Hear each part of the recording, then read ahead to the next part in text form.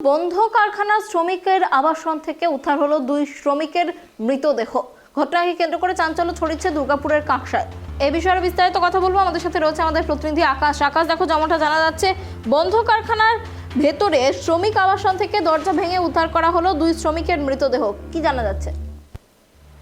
দেখো অনন্যা, যেটা পুলিশ এবং স্থানীয় সূত্র থেকে আমরা জানতে পারছি যে দুর্গাপুরের যে কাঁকসার যে বামুনাড়া শিল্প তালুক, সেই শিল্প তালুকেই একটি বেসরকারি কারখানা এবং সেই বেসরকারি বন্ধ কারখানার যে শ্রমিক আবাসন রয়েছে, সেই আবাসনেরই একটি ঘর থেকে এই 2জন শ্রমিকের দেহ উদ্ধার করেছে পুলিশ।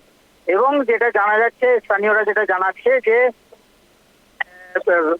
ত্রিভুবন ঠাকুর এবং জ্ঞানী ভার্মা, এই 2জন শ্রমিক তারা কালকে রাত্রে এই রুমের মধ্যে ছিল এবং আজকে সকালে বেশ কিছুক্ষণ সকালে যখন স্থানীয় যারা প্রতিবেশী শ্রমিক রয়েছে তারা যখন ডাকাডাকি করে এবং তাদেরকে কোনো সাড়া শব্দ না পেয়েই তারা কিন্তু কাঁকসা থানার পুলিশকে খবর দেয় এবং কাঁকসা থানার পুলিশ ও স্থানীয়দের চেষ্টায় যখন ভেতরে দরজা ভেঙে তারা ঢোকে, তখন দেখে যে 2জন অচেতন অবস্থায় পড়ে রয়েছে এবং তাদেরকে উদ্ধার করে দুর্গাপুর যে মহকুমা হাসপাতাল সেখানে পাঠানো হলে চিকিৎসকরা তাদেরকে মৃত বলে ঘোষণা করে।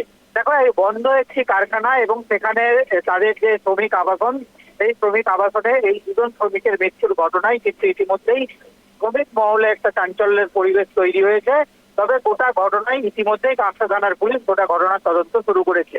অনন্যা, অনেক ধন্যবাদ আমাদের সঙ্গে থাকার জন্য আকাশ।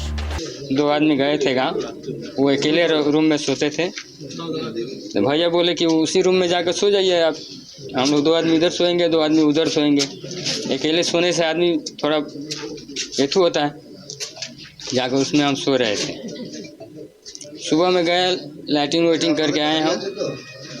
लाइटिंग वाइटिंग करने के बाद अगर जगाएं तो जगह नहीं, 2 बार फ़ोन भी किए मोबाइल पे भैया के। एक साथ दोनों? हाँ, एक साथ दोनों आदमी सोए हुए, दोनों आदमी खत्म।